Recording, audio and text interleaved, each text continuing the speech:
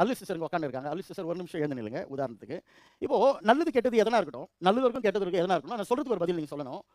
உங்க கணவன் பேரு சண்டர், உண்மைதானங்க? அவருக்குள்ள இருந்த குணங்கள் உங்கள் மகனாகிய அப்புக்குள்ள இருக்கா, மேடிக்குள்ள இருக்கா? அப்பா குணம் உனக்குள்ள இருக்கா?